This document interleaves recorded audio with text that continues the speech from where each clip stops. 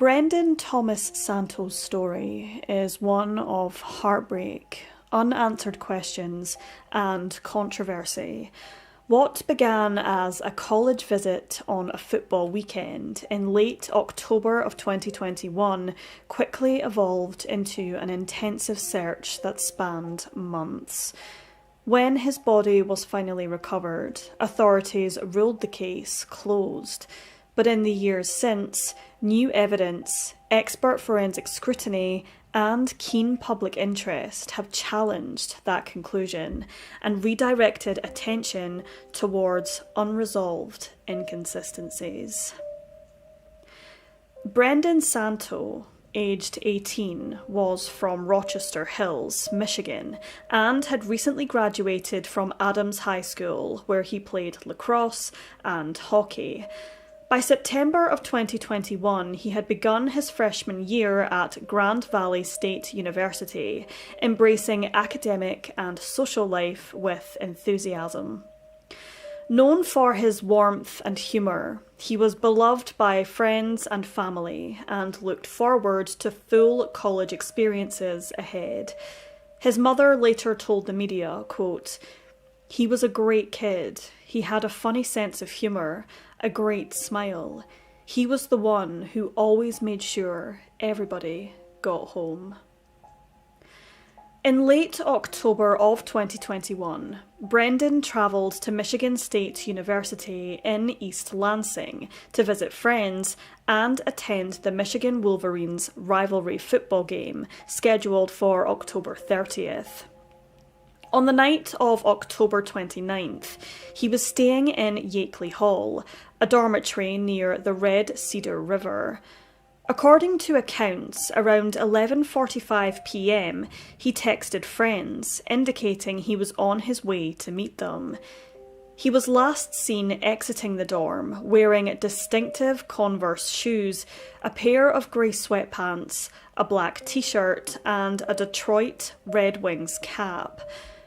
Crucially, surveillance cameras near Yakeley Hall were not functioning that night, reportedly because federally banned camera chips had been removed earlier in the summer, leaving no visual record of Brendan's movements thereafter. Shortly after midnight, Brendan's phone pinged near Michigan Avenue and Beale Street, an area close to the river. It was presumed that his phone died shortly after that ping, and no further signals were believed to exist until it was later recovered. When Brendan did not return the following morning, his friends notified the authorities of his unusual absence.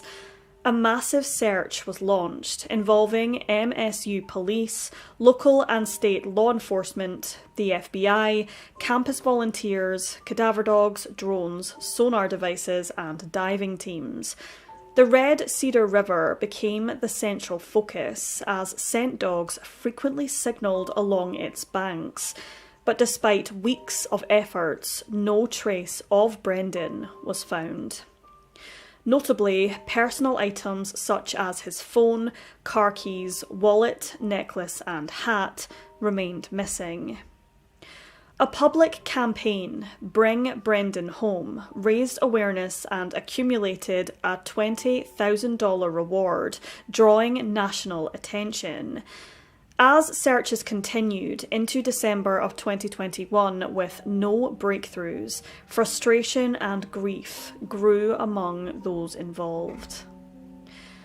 On the 6th of January 2022, private investigator Ryan Robison began his own search at the river at the behest of the Santo family. Over approximately 2 weeks, he reviewed underwater images captured earlier and observed pumpkins and debris collecting in a logjam area downstream. Upon closer inspection, he noticed what appeared to be Brendan's distinctive Converse shoes, the same he was last seen wearing. On January the 21st, Robison alerted authorities of his find, who then recovered Brendan's body from the Red Cedar River, approximately 1.5 miles downstream from Yakeley Hall, 84 days after he was last seen alive. He was found entangled in debris beneath US 127, submerged and unseen during earlier official searches. An autopsy was conducted on January the 22nd, 2022, which concluded Brendan's death was an accidental drowning. The toxicology report revealed a blood alcohol concentration level of 0.22%, nearly 3 times Michigan's legal limit, and a urine alcohol concentration of 0.301%, along with caffeine present in his system. Acute ethanol intoxication was deemed a contributing factor. The manner of death was officially recorded as accidental, the cause drowning. Yet even as the case appeared closed, forensic experts began expressing serious reservations regarding this conclusion. Oakland County Chief Medical Examiner Dr. Lubisa Dragovich was consulted, and he strongly challenged the conclusions of the autopsy. He noted that there was no water in Brendan's lungs or his stomach, and lung weights were within normal ranges, findings inconsistent with a classical drowning case. He also pointed out that no pre-autopsy x-rays were performed to detect air fluid levels or internal injuries, a standard forensic practice in suspected drownings. Dr. Dragovich asserted that the advanced decomposition seen in Brendan's body could have masked signs of trauma, and in such cases the medical examiner should rule the manner of death as undetermined rather than accidental, especially when foul play cannot be conclusively excluded. Adding further complexity, digital forensics expert Scott Bailey reported a second ping from Brendan's phone at approximately 2:39 a.m, nearly 2.5 hours after the previously assumed final ping at 12:09 a.m. He affirmed that the phone cannot turn itself on, meaning someone must have manually activated it. Investigators had not disclosed this ping to the Santo family, raising serious concerns about transparency. The location of the 2:39 a.m. ping has not been publicly disclosed. However, witnesses who spoke with Robison placed Brendan on the North Campus around 2 a.m, which challenges the accepted timeline of his disappearance and presumed immediate fall into the river. Click on Detroit reporting revealed that a Motorola cell phone, found near the location where Brendan was believed to be, was not preserved as evidence. Instead, MSU police reportedly placed it in the lost and found, deeming it unrelated to the investigation. Robison and others have questioned this decision, suggesting investigators may have overlooked potentially critical evidence. Moreover, clothing and personal items discovered near the recovery site, including a distinctive sky blue Tommy Boy printed t-shirt and a blue GVSU lanyard, were not shared with Brendan's family. Reports indicate no DNA testing was performed on the lanyard either. Such omissions have led to speculations that video from nearby businesses or body-worn cameras could, if re-examined, reveal new insights, particularly since Brendan's unique apparel might have been captured on security footage, yet never reviewed. In light of these inconsistencies, over 5,000 people signed a petition calling for a reinvestigation of Brendan's death. The petition outlines numerous concerns, undisclosed phone data, missing information about clothing and the lanyard, lack of responses to FOIA requests, and failure to follow up credible eyewitness statements or re-examine video footage following revelations about Brendan's attire. Brendan's parents Brad and Wendy Santo have publicly stated they feel they have no closure. As Brad Santo said, quote, "We know where he ended up, we just don't know what happened to him." Michigan State University and MSU Police Department have defended the original investigation as thorough and multi-agency, involving MSU PD, Michigan State Police and the FBI. MSU asserted that the investigation was submitted to the Ingham County prosecutor in June of 2022, which concluded no criminal activity was involved in this case.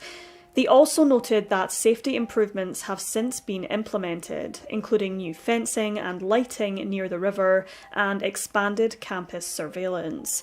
However, skeptics argue that even transparency statements do not address the specific concerns: lost evidence, undisclosed data that could alter timelines, omissions in toxicology and autopsy protocol, and no re-evaluation of video sources or witness statements. Collectively, the evidence, or lack thereof, raises troubling possibilities.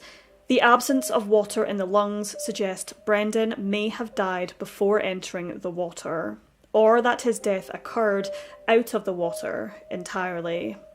The later phone ping implies he may have been mobile hours after investigators believe he went into the river. The overlooked Motorola phone and missing items found near the recovery site hint at procedural failures in collecting, preserving, and reviewing potentially relevant evidence. Even the clothing detail is significant because eyewitnesses might recall a uniquely lettered Tommy Boy shirt, which could place Brendan in areas investigators had not originally focused on. The failure to follow up on such leads and the lack of FOIA compliance undermine public trust and fuel demands for independent review. Brendan's tragic death and the manner in which investigators handled the case has shone a spotlight on systemic issues related to transparency, forensic rigour, evidence preservation, and institutional accountability. Whether his fall into the river was accidental, self-inflicted, or the result of foul play remains unconfirmed.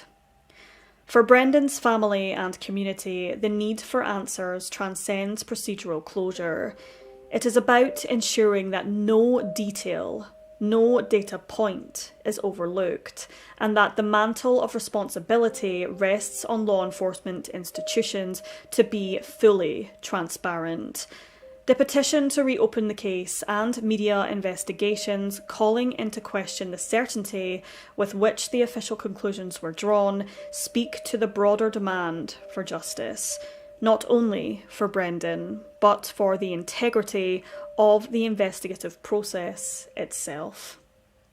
The official narrative of Brendan Santo's death, a drunken accidental drowning, rests on interpretations that have since been questioned on multiple fronts.